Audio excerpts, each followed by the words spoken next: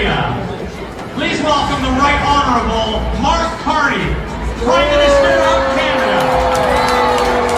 Oh my God, everyone's booing.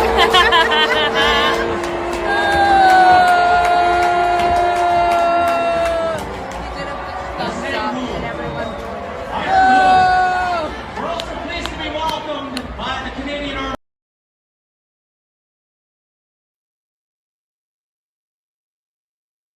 Yes, thank you for watching today. And if you're not out in Calgary, by the way, you're missing a great show.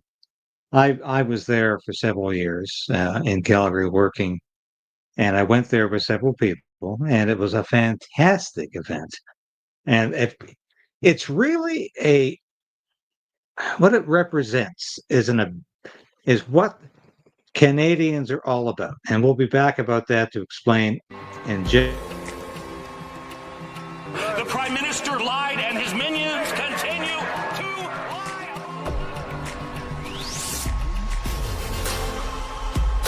We need political change. But we also need to resolve to resist.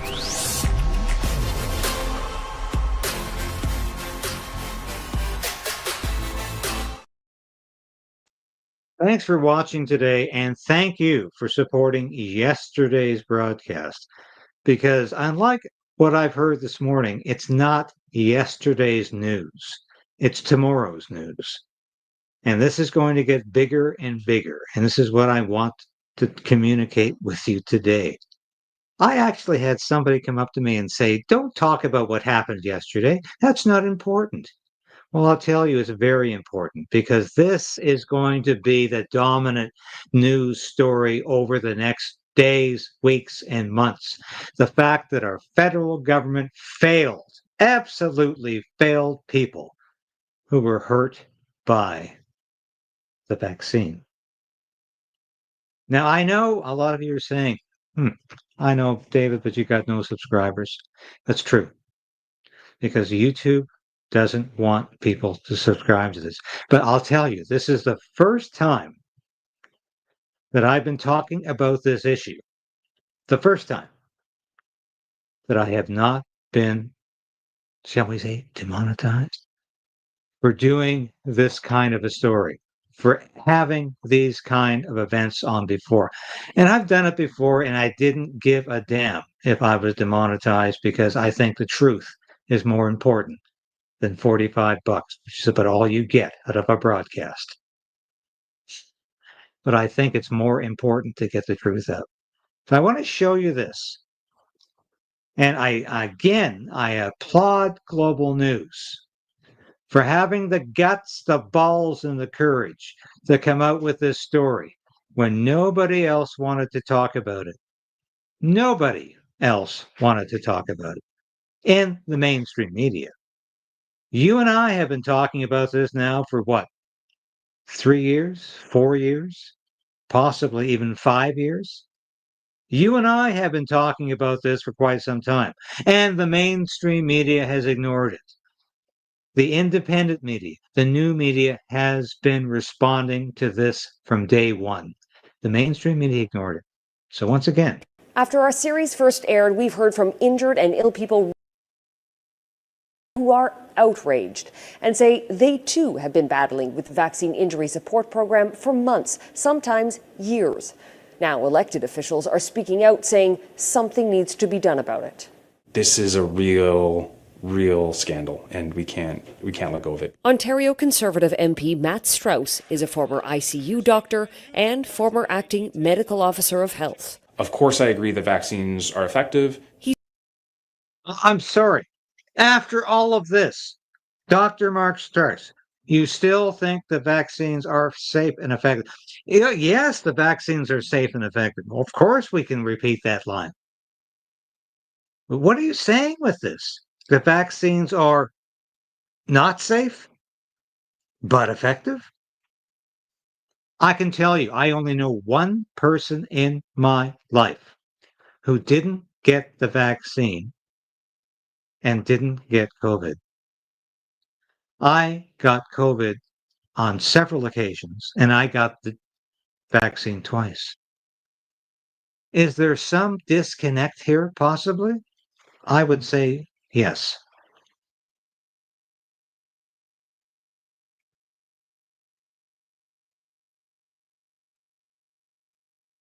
I am honored.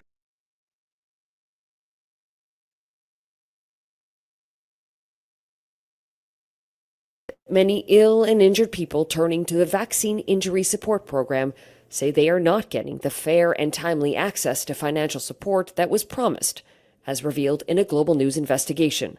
When $50 million goes into a program and only $16 million of those dollars reach the people who were hurt that the government was supposed to help, yeah, I think there needs to be buckets of apologies from all sorts of places.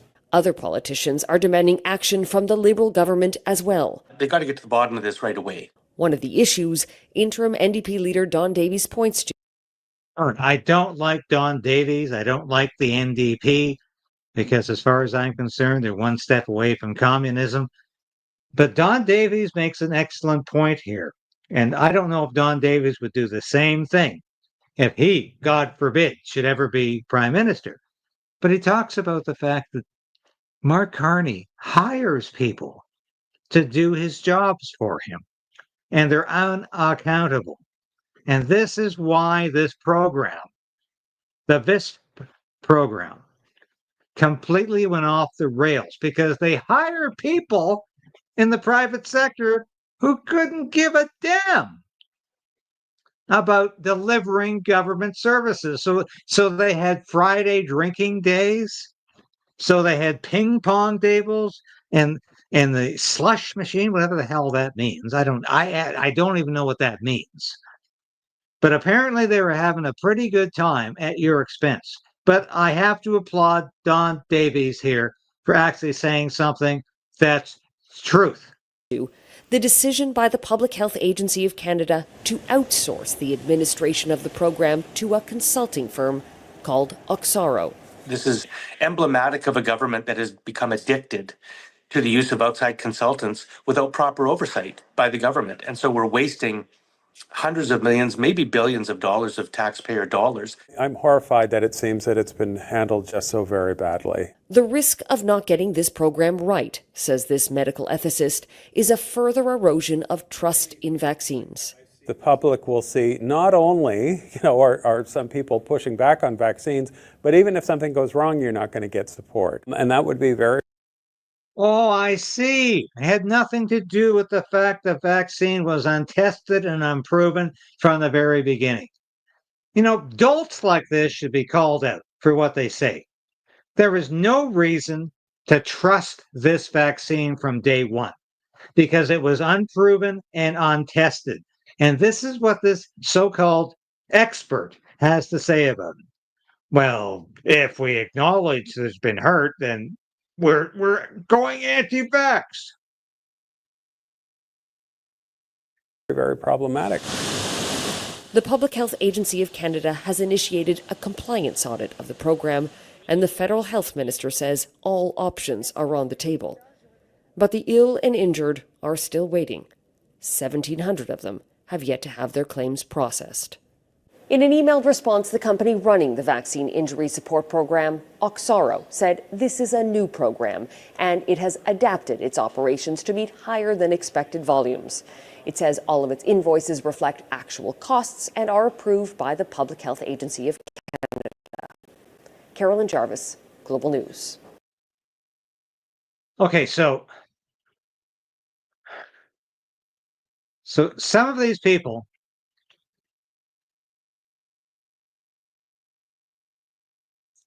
So some of these people got their behinds slapped over this.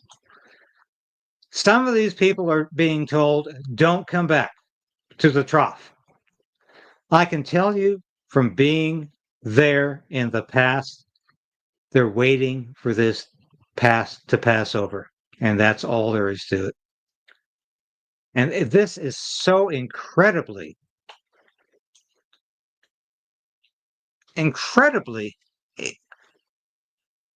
aggravating that they think they can get away with this because they've gotten away with it in the past.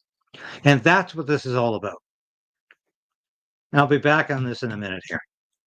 Please welcome the Right Honorable Mark Carney, Prime Minister of Canada. Oh my God, everyone's booing.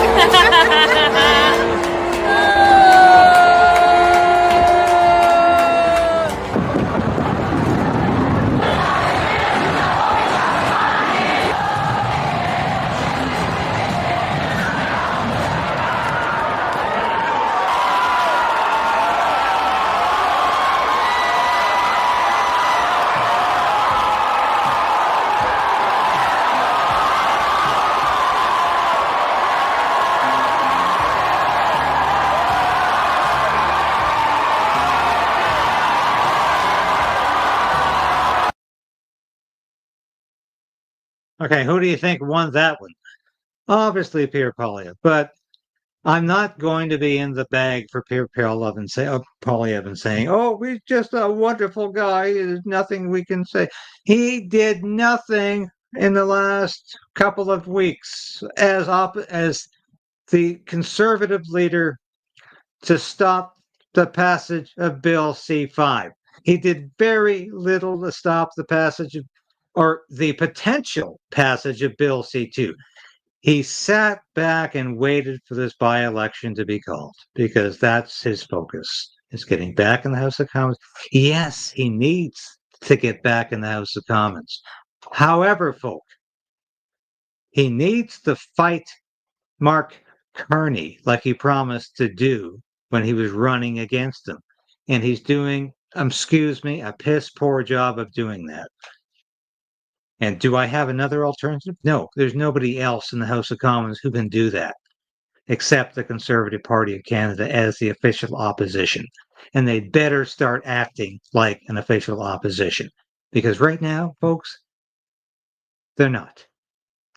And Pierre Poilievre is totally focused on his by-election, which he thinks he's going to take in a walk. Of course he'll win it. The last guy who was there won with 80% of the vote. Battle Creek Crowfoot has been a conservative stronghold for decades, and it will remain so in the future. The last election, the candidate won 80% of the vote. Now, I'm not going to say if Poilievre doesn't win 80% of the vote, if he wins, is that 60% of the vote? His leadership should be questioned. That's all BS. That's nonsense. He's going to win this. He's going to win it in a very sizable way.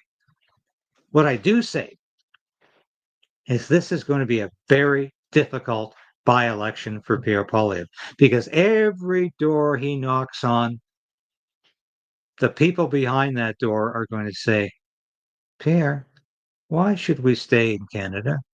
Why should we be federalists? What is Canada doing for Alberta when we have to give $2 billion a year away to Quebec?" And you know what? I don't know if Pierre Poilievre is going to have the right answer for that. That's his challenge in this by-election. Not defeating the People's Party of Canada, not defeating the NDP or the Liberals. They're not going to put up a serious challenge. His challenge is going to be federalism versus independence. You tell me, Pierre Poilievre, why it's better that way. Anyway, we'll get back to some more positive news from the Stampede. Please welcome the Right Honorable. Yes. Look at that. Yes, you can flip that one. I know. Oh, there you go. That's not it. That's not. I was better in Ottawa. I'm better in Ottawa. There you go. I'm gonna do another one. I'm practicing. I got a little cocky there. But I was here. I'll just clean it up for you. No, I'll take responsibility. Okay. I can have that one. These are mine. I'm not making anyone eat these. Okay, clearly Pierre Poilievre knows how to flip a pancake, and so do I. When we have pancakes flipped around this house, I'm the guy that does it because I can do that. And we know Mark Carney was an absolute failure at doing that. But let's watch this one again. Please welcome the Right Honourable Mark Carney, Prime Minister of Canada. Oh my God, everyone's booing.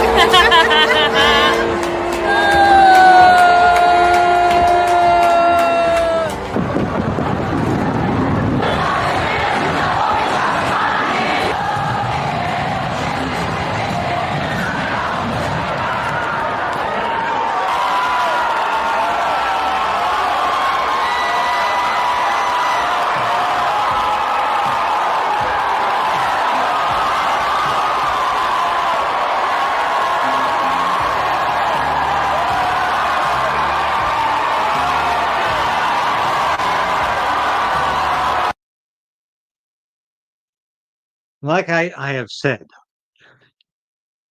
Pierre Poilievre is from Alberta.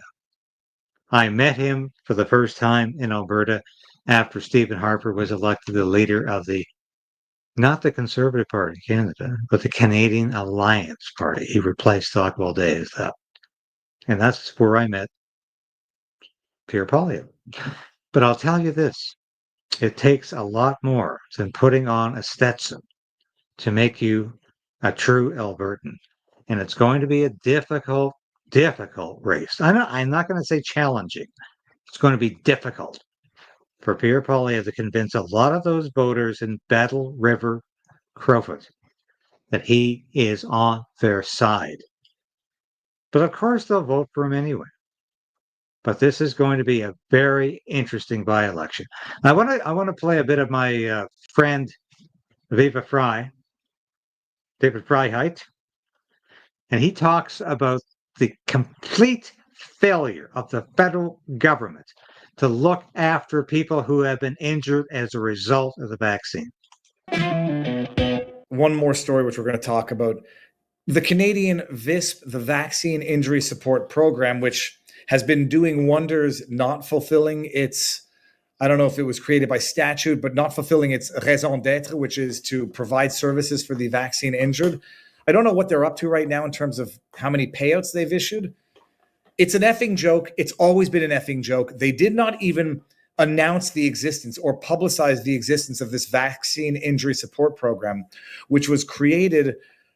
When was VISP created? It was created in conjunction with the COVID jab. It was officially launched on June 1st, 2021, Canada Day, ironically enough, and will provide financial support to people in Canada in the rare event that they experience a serious permanent injury as a result of receiving a Health Canada authorized vaccine administered in Canada on or after December 8, 2020.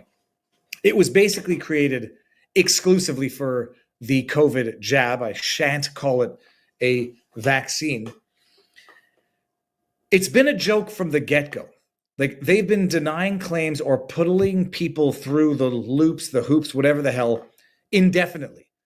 And the one that I know of personally is Sean Hartman's father, Dan Hartman, whose son died from the COVID jab 33 days after getting the Pfizer shot, after having been hospitalized in conjunction with the shot. If you don't know the story, you must be new to the channel. It won't go into the details.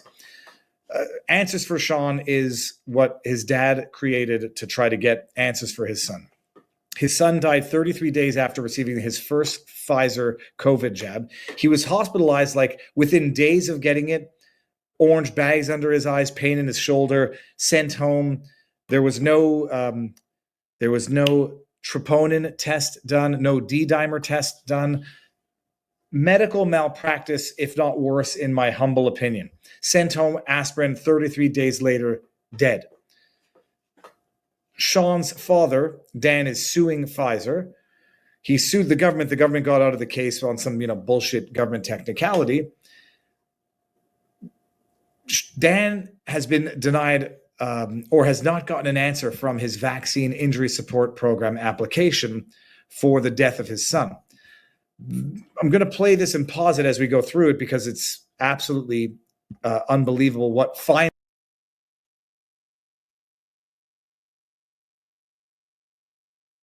privilege to be the parade marshal. It's been a dream of mine.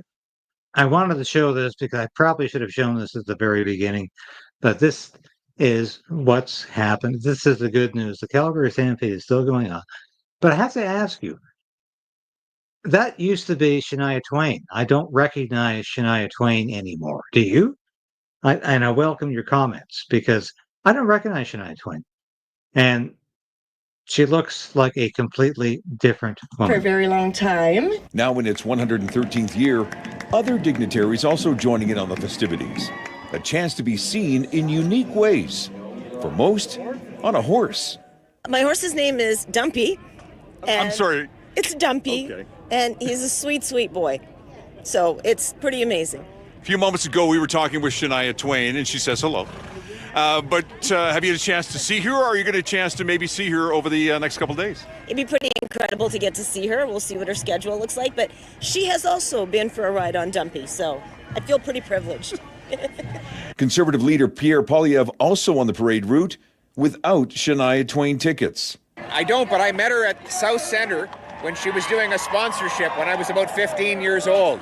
So she's a great star, and I know she'll put on an amazing show. Then there are others, like Alberta Premier Danielle Smith, that would rather be pulled along in a horse and buggy. It started for me officially yesterday. I think it was at over 10 events. And so I think the city's on fire. It's going to be amazing. It's nice to put politics aside for a day, is it not? 100%. And we're just out there enjoying pancakes, enjoying barbecues, having a good time, enjoying the music. It's a wonderful day.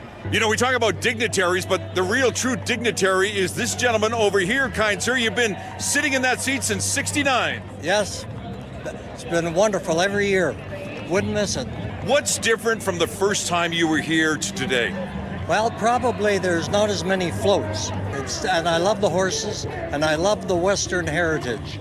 The Western heritage is so important to this city. I also saw you smiling when Shania Twain went by. Yes. Well, she's a great singer and great entertainer. The 10 days of Stampede is about to begin, and let the fun begin. All right. So whoever said Stampede was not, I'm sorry, about politics? Of course it is. It always has been about politics. It's about who's there. Why do you think Mark Carney comes out and makes a fool of himself? Because he thinks he can get just enough of that Alberta vote or maybe that Calgary vote to elect a few Liberal MPs. That's the only reason. Do you think Mark Carney cares about Alberta culture? Do you think Mark Carney even acknowledges such a thing as Alberta culture? Of course he doesn't. He's there to win votes. And that's why Justin Trudeau used to go there every year looking like a fool, wearing Stetsons that made him look even more foolish, and flipping flapjacks in a way that made him look even dumber. But Mark Carney didn't do much better. Please welcome the Right Honourable Mark Carney, Prime Minister of Canada. Oh my God, everyone's booing.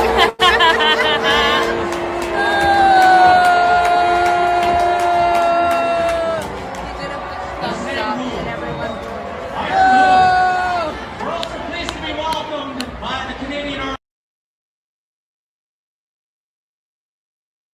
Yeah, Mark Carney gets the big boos. Pierre Poilievre gets the big hurrahs.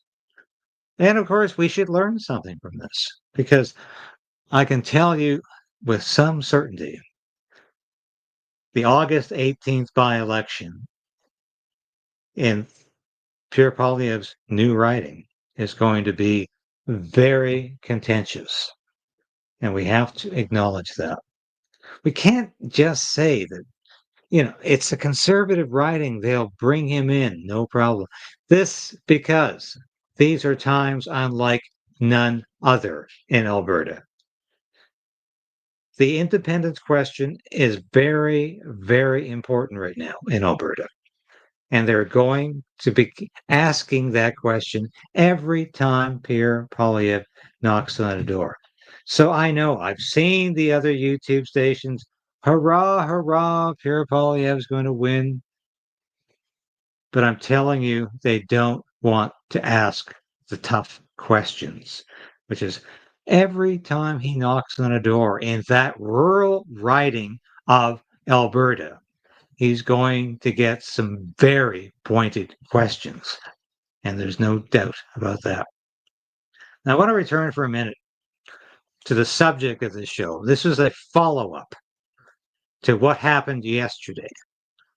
And believe me, no, was I satisfied with the results? Again, I encourage you to share this with your friends and family because no, I got 0 subscribers out of this yesterday. After going up and down, negative, positive, I got 0 subscribers. Why do you think that is?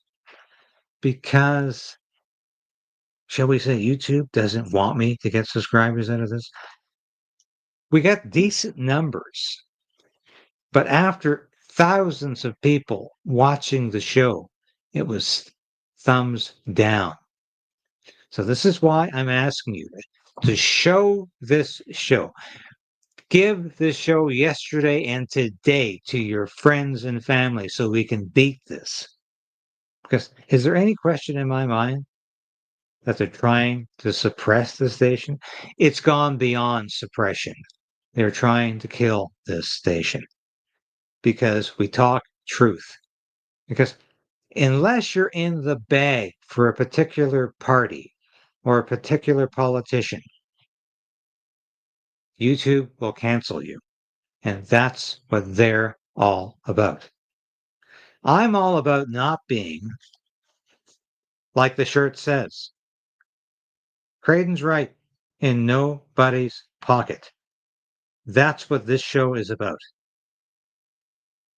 That's what this show is about, is being in nobody's pocket. So we can criticize people from all political spectrums and at times say something good about people we don't agree with generally. Because otherwise, this country is in danger if we cannot have free speech, if we cannot speak our minds, if we cannot say what we believe is the truth. We might as well pack it up and go home. So I thank you for watching today. I thank you for being a part of this.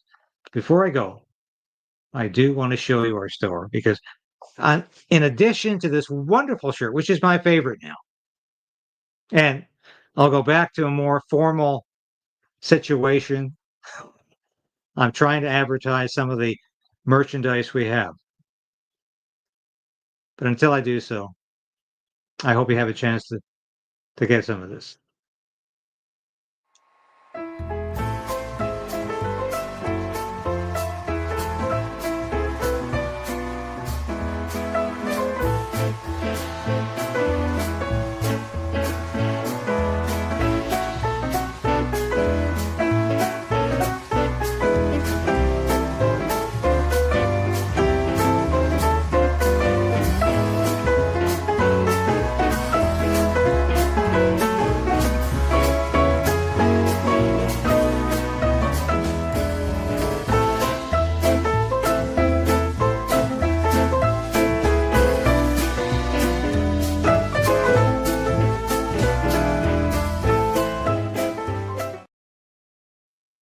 Thank you so much for watching. It's always a pleasure to talk to you. And we are living in perilous times. And I'll end the broadcast by talking about that. We are living in very perilous times. And we have to continue fight back and to resolve to resist. That's the theme of this broadcast. And we'll continue to say that. Thank you so much for watching.